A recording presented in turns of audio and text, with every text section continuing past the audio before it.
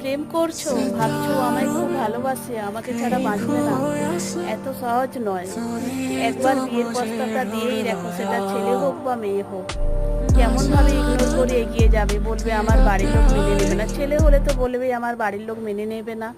আর মেয়ে হলেও বলবে, তার যদি কোনো বয়ফ্রেন্ড থাকে সে তখন বলবে আমার বাড়িতে তোমাকে মেনে নেবে না, একটু টাইম দাও, তুমি কিছু করো, তারপরে আমি বাড়িতে জানাবো, তারপরে তোমাকে নিয়ে যাব।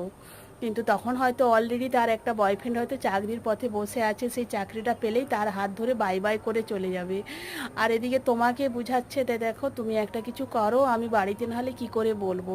তুমি সেই আশায় বসে আছো, বাড়ির বাকি লোকজনেদের কথা মনেই করছো না, ভুলে গেছো, তাদের কথা ইগনোর করে দিচ্ছ। তখন কি তোমার সব ঝুলি ফাঁকা করে চলে যাবে। আর যদি মেয়ে হতো তো বলবে তোমাকে আমার বাড়ির লোক মানবে না, জানো আমি ভালোবাসি, আমার বাড়ির লোক তো বাসে না, তো তোমাকে ইগনোর করে দেবে। তোমার সব খাওয়া তখন শেষ, তুমি তখন